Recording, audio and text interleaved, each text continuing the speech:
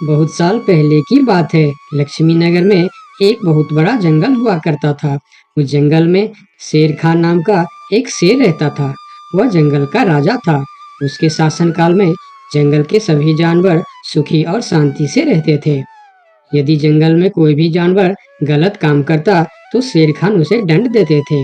वह कमजोर जानवरों की रक्षा भी करते थे। एक दिन शेर खान अपने गुफा के सामने बैठे थे। तभी उसका दोस्त भालू उसके पास आया।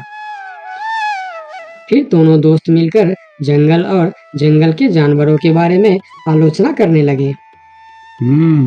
मैं इस जंगल का सबसे शक्तिशाली जानवर हूँ। मेरे सामने जंगल का कोई भी जानवर टिक नहीं सकता। क्या कहते हो भालू भाई? ये तो तुमने बिल्कुल ठीक कहा, लेकिन हाथी के सामने तुम बिल्कुल चूहे जैसे दिखते हो। क्या ठीक कहा ना मैंने शेर खान? भालू की बात सुनकर शेर खान बहुत क्रोधित हो गए। भालू, तुम्हारी हिम्मत कैसे हुई मेरे बारे में इस तरह की बातें करने की? तुम्हें पता है तुम किसके सामने बात कर रहे हो? मैं इस जंगल का राजा हूँ। तुम मेरे दोस्त हो, इसीलिए तुम्हारे साथ मैं थोड़ा मजाक कर रहा था।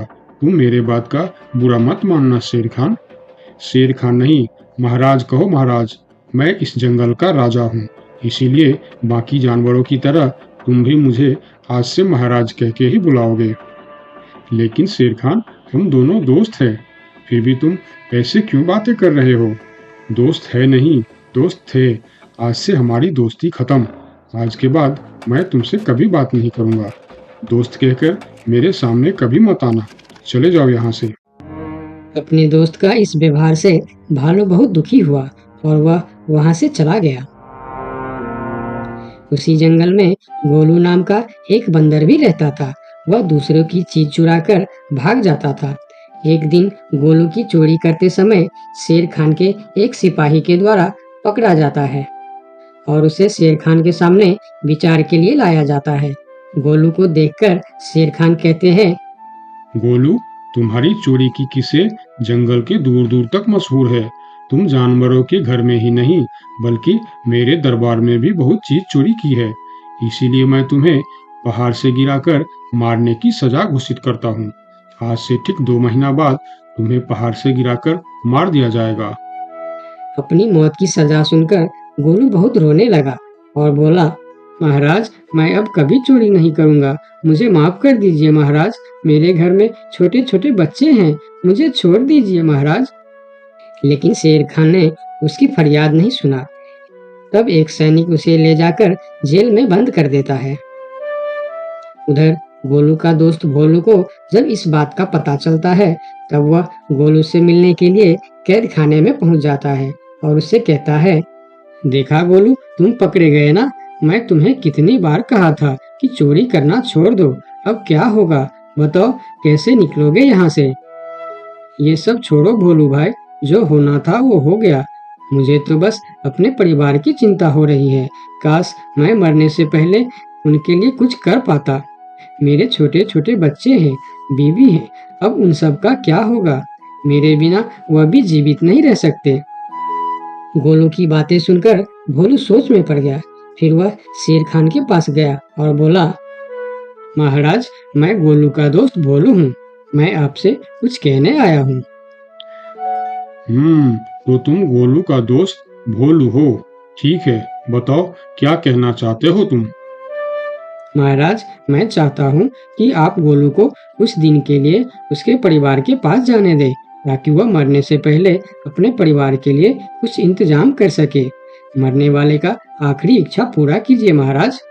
आप एक बार उसके परिवार के बारे में भी सोचिए। गोलू ने जो किया उसमें उसके परिवार की क्या गलती है? अगर आप उसे कुछ दिन के लिए अपने परिवार के पास रहने दोगे तो शायद उसका परिवार बच जाएगा। मैं इस बारे में तुम्हारी कोई मदद नहीं कर सकता। अगर अपने परिवार से मिलने के बहाने गोलू भाग गया तो मैं किसको सजा दूंगा? शेर खान की बात सुनकर भोलू थोड़ा सोच में पड़ गया। फिर बोला, तो ठीक है महाराज, आप गोलू को छोड़ दीजिए।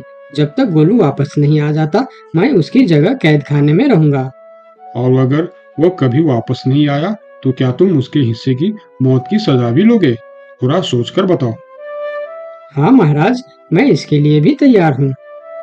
भोलू की बात मानकर शेर खान ने गोलू को कैद से निकालकर भोलू को कैद खाने में डलवा दिया। तब बाहर निकलकर गोलू ने भोलू को बोला, दोस्त तुम चिंता मत करना, मैं समय से पहले ही वापस आ जाऊंगा। ऐसा कहकर गोलू वहां से चला गया और भोलू गोलू की जगह कैद खाने में रहने लगा। इस तरह बहुत दिन बीत गया, लेकिन गोलू वापस नहीं आया। तब एक दिन शेर खान भोलू के पास आया। देखा बंदर, मैंने कहा था ना गोलू वापस नहीं आएगा। अगर कल सुबह तक गोलू वापस नहीं आया तो शर्त के अनुसार कल शाम के समय तुम्हें पहाड़ से गिरा दिया जाएगा।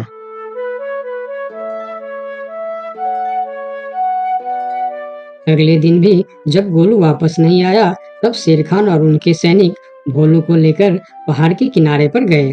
फिर भोलू को खाई के किनारे खड़ा करके शेर खान ने कहा, देखा ना मूर्ख बंदर, तुम्हारे दोस्त तुमको धोखा देकर चला गया। अब तुम मरने के लिए तैयार हो जाओ। लेकिन इस बार भी गोलू नहीं डरा और बोला, कोई बात नहीं महाराज, मैं अपने दोस्त के लिए मरने के लिए भी तैयार हूँ। मैं यह जानकर बहुत खुश हूँ कि मेरा दोस्त अपने परिवार के साथ खुश है। मेरे आगे पीछे और कोई नहीं है, मैं तैयार हूँ महाराज। शेर खान और भोलू के बीच बातचीत चल ही रही थी कि तभी थोड़ी दूर पर गोलू उनके और आता हुआ दिखाई दिया।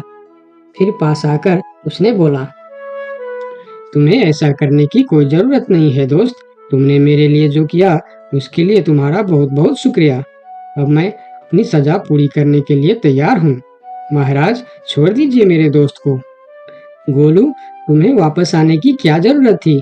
मैं यह सजा ले लेता था। तुम्हारे घर में छोटे छोटे बच्चे हैं, बीवी है, उनका क्या होगा? मेरे परिवार में मेरे अलावा और कोई नहीं है।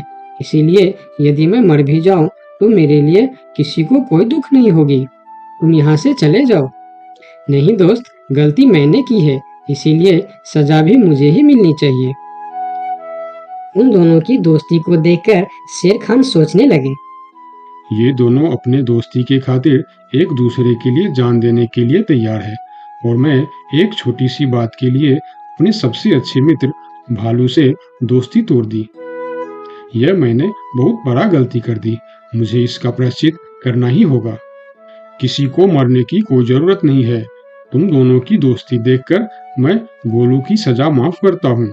और याद रखना गोलू, अगर तुमने फिर से चोरी की तो अगली बार मैं तुम्हारी सजा माफ नहीं कर पाऊंगा।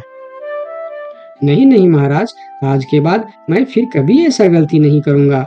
आज से मैं ईमानदारी से मेहनत करके अपना परिवार चलाऊंगा। आपका बहुत बहुत धन्यवाद महाराज। ठीक है, अब तुम लोग यहाँ से जा सकते हो।